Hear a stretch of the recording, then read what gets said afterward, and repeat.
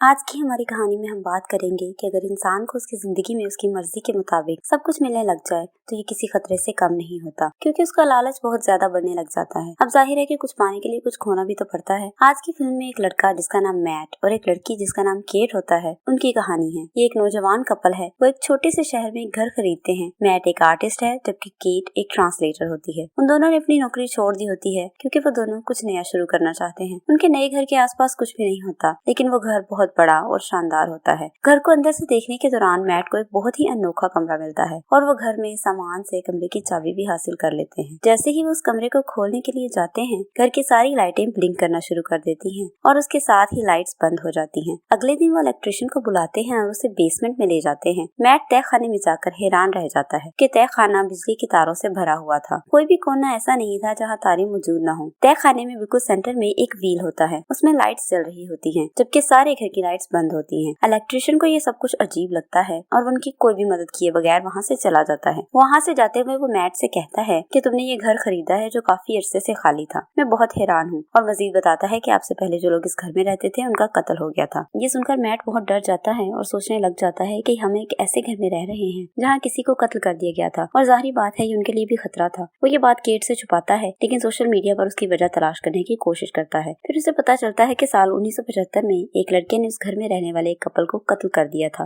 लेकिन कत्ल की वजह आज तक नहीं मालूम हो सकी। उसके बाद उस लड़के को मेंटल हॉस्पिटल भेज दिया गया था। उसके बाद मैट एक लैंप लगाकर अकेला ही उस कमरे में बैठा होता है और वो ख्वाहिश करता है कि काश मेरे पास एक और ड्रिंक की बोतल होती। उसके पास पड़ा हुआ लैंप ब्लिंक करने लगता है और कुछ देर के लिए लाइट चली जाती है। जैसे ही बिजली आती है, उसे अपने सामने एक और ड्रिंक की बोतल पड़ी नजर आती है। इसे देखकर वो अचानक डर जाता है। ये बोतल उसकी अपनी बोतल की तरह की ही होती है। अगली सुबह उठकर केट देखती है कि घर की तमाम लाइट्स ब्लिंक हो रही हैं। फिर वो मैट को देखने के लिए उस कमरे में जाती है। जैसे ही केट उस कमरे में दाखिल होती है, उसे वो कमरा मुख्तलिफ चीजों से भरा हुआ मिलता है, जिसमें पेंटिंग्स, कपड़े और बहुत सी दूसरी चीजें शामिल होती हैं। फिर मैट केट को बताता है कि ये कमरा हमें हर वो चीज दे सकता है जिसकी भी हम ख्वाहिश करते हैं। मैट उसे एक ख्वाहिश करने के लिए कहता है। केट उस पर कहती है कि मुझे एक अच्छी सी जॉब मिल जाए। उस पर मैट उसे समझाता है कि ये कमरा हमें चीजें दे सकता है, ना कि जॉब्स। बस तुम किसी भी चीज की ख्वाहिश करो, तुम्हें वो चीज मिल जाएगी। फिर वो पैसे की ख्वाहिश करने लगती है। फिर लाइट्स ब्लिंक होने के साथ ही उन्हें कोने में काफी पैसे पड़े हुए मिल जाते हैं। पहले केट को ये सब अच्छा नहीं लगता था,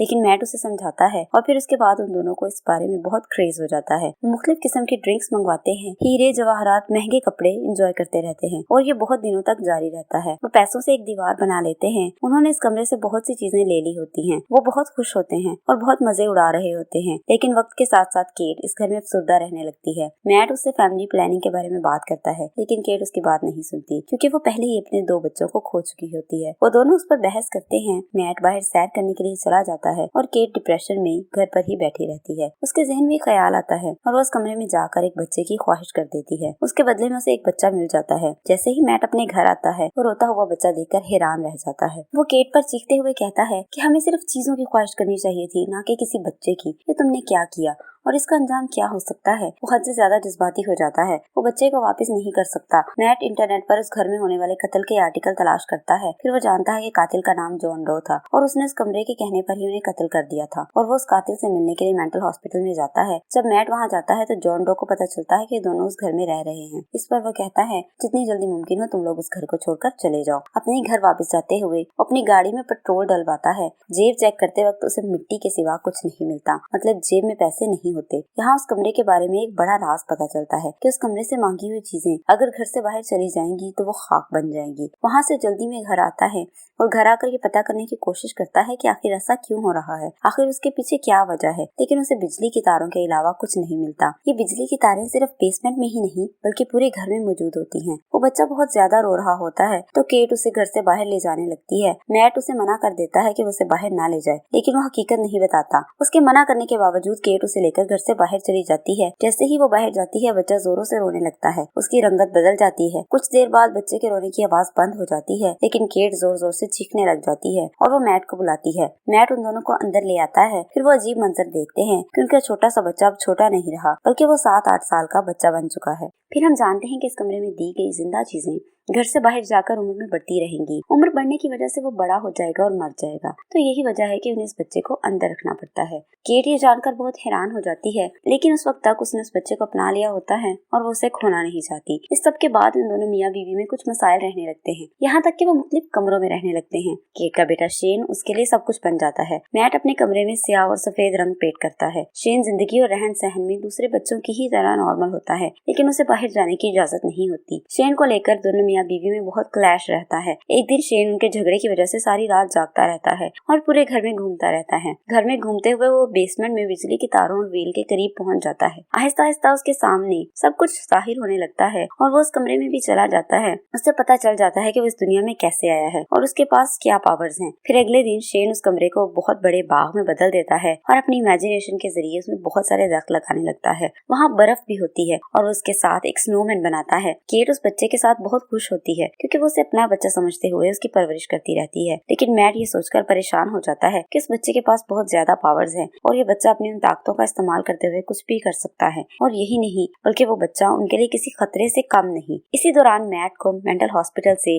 जॉन डो की कॉल आती है। जॉन डो अपनी हकीकत मैट को बताता है कि उसने उस जोड़े को क्यों कत्ल किया। वो कहता है कि मैंने उस जोड़े को सिर्फ इसलिए कत्ल किया था कि वो उस कमरे से एक बच्चा चाहते थे और ये बच्चा कोई और नहीं बल्कि मैं खुद था। और जबकि अब वो बड़ा हो चुका था और उसे बाहर जाना था, वो एक नॉर्मल इंसान की तरह जिंदगी गुजारना चाहता था, लेकिन उस पर बहुत सारी पाबंदियां लगाई थी। फिर वो कमरा उसे बताता है कि तुम्हें उस शख्स को कत्ल करना पड़ेगा जो तुम्हें इस दुनिया में लेकर आया और यही वजह है कि मैंने उस औरत को मार दिया जो मुझे इस दुनिया में लेकर आई और मैंने उसके शोहर को भी मार दिया। केट ये सारी गुफ्तगू दूसरे फोन से सुन लेती है और गुस्से में गाड़ी लेकर घर से निकल जाती है कि उसने कितनी बड़ी गलती कर दी। वो देर रात तक घर वापस नहीं आती और ड्राइविंग करती रहती है, जबकि घर पर शेन अपनी माँ के बारे में बार बार पूछता है, जिससे मैट को बहुत गुस्सा आता है और मैट उसे सच बता देता है कि हमने उस कमरे से तुम्हारे लिए विश की और तुम हमारे बेटे नहीं हो और बाहर जाने पर तुम 5 मिनट के अंदर बड़े हो जाओगे और बूढ़े होने के बाद मर जाओगे। फिर वो जानबूझकर उसे घसीटते हुए दरवाजे के करीब लाता है। फिर उसे एहसास होता है कि जो भी हो, लेकिन ये सिर्फ एक बच्चा ही तो है। बच्चे से वो माफी मांग लेता है और उसे एक कहानी सुनाता है। फिर वो बाप बेटे की तरह रहने लगते हैं। आधी रात को जब केट घर आती है तो केट दोनों को एक साथ देखकर खुश हो जाती है और सोचती है कि चलो मैट ने बच्चे को कबूल कर ही लिया। फिर मैट जाग जाता है और वो दोनों कमरे में अकेले होते हैं। शेन उन्हें दरवाजे के बाहर से देख रहा होता है। उसका दिल अपनी माँ के लिए कुछ फीलिंग्स महसूस करता है। वो पूरी हकीकत से वाकिफ होता है और फिर वो अगले दिन बाहर चला जाता है। वापसी पर वो 17 से 18 साल के नौजवान लड़के में तब्दील हो जाता है। वो अंदर आकर मैट को गोली मारने की कोशिश करता है। इसी दौरान केट को चोट लग जाती है और वो बेहोश हो जाती है। जैसे ही केट होश में आती है तो मैट उसे बताता है कि हम दोनों के दरमियान लड़ाई हो गई थी, जिसकी वजह से शेन मर चुका है। ये सुनकर वो दोनों परेशान हो जाते हैं और बहुत उदास हो जाते हैं कि हमारे पास कुछ दिनों के लिए एक बच्चा था, लेकिन अब वो नहीं रहा। फिर केट उससे कहती है कि मैं यहाँ नहीं रहना चाहती, लेकिन मैट उसे कहता है कि हमारे पास पैसे नहीं हैं और सबसे बड़ी बात कि हमें यहाँ रहने के लिए सब कुछ मिल जाएगा जो भी हमें चाहिए, इसलिए हमें यहाँ से नहीं जाना चाहिए। केट महसूस करती है कि मैट का रवैया बहुत तब्दील होता जा रहा है। अचानक वो उसके साथ जबरदस्ती करने लगता है तो तब उसे पता लगता है कि ये मैट नहीं बल्कि शेन है। शेन अपनी पावर्स के बारे में सब कुछ जानता था। वो मैट बन जाता है ताकि केट उसके साथ हमेशा के लिए रहे। फिर शेन उस कमरे को अपने घर की तरह बना देता है। केट जो कि बेहोश होती है, शेन उसे उठाकर उस कमरे में ले जाता है। असली मैट लड़ाई के दौरान बेहोश हो गया था। जब उसकी आंख खुलती है तो वो पूरे घर में दोनों को तलाश करता है, लेकिन वो दोनों उससे कहीं भी नहीं मिलते। यहाँ तक कि वो कमरा भी बंद है। वो एक तरफ दीवार में एक बड़ा सुराख बनाकर इस कमरे में दाखिल हो जाता है, जहाँ उसे बिजली की उलझी हुई तारें नजर आती हैं। इन्हें हटाकर वो दीवार के दूसरी तरफ चला जाता है। फिर वो देखता है कि ये कमरा उनके घर की तरह बना हुआ है। फिर मैट समझ जाता है कि ये सब शेन ने किया है। फिर वहाँ केट दो मैट को जब अपने सामने देखती है तो वो बहुत परेशान और कंफ्यूज हो जाती है। फिर वो यहाँ शेन को बुलाती है, जिस पर वो केट का जवाब भी दे देता है। फिर उसे असली मैट और शेन के बारे में पता चल जाता है। केट मैट को लेकर यहाँ से भागने लगती है। शेन की ताकत का हर चीज पर मुकम्मल कंट्रोल था। वो पूरे घर का सेटअप बदलना शुरू कर देता है और उन्हें भागने का कोई रास्ता नहीं मिलता। असली मैट घर के बाहर भाग रहा था, जो हकीकत में वही कमरा होता है। शेन उनका पीछा करता है, लेकिन वो उस दीवार को पार करते हुए असली घर में आ जाता है। शेन भी उनके बाद असली घर में उनके साथ आ जाता है। तभी मैट उसे खींचकर घर से बाहर ले आता है और केट दरवाजा बंद कर देती है। कुछ देर तक बाहर रहने के बाद वो बड़ा हो जाता है और फिर एक बूढ़ा आदमी बन जाता है और फिर वहीं पर मर जाता है। उसके बाद केट बहुत परेशान हो जाती है। फिर वो लोग उस घर को छोड़कर चले जाते हैं और यहाँ पर इस फिल्म का इख्तिताम हो जाता है। मैं उम्मीद करती हूँ कि आपको आज की कहानी बहुत पसंद आई होगी। अगर आप मजीद ऐसी और फिल्मों की कहानियाँ देखना चाहते हैं तो हमारे चैनल को सब्सक्राइब जरूर करें और साथ में बेल आइकन के बटन को प्रेस करना ना भूलें, ताकि हर नई आने वाली वीडियो का नोटिफिकेशन आपको मिलता रहे।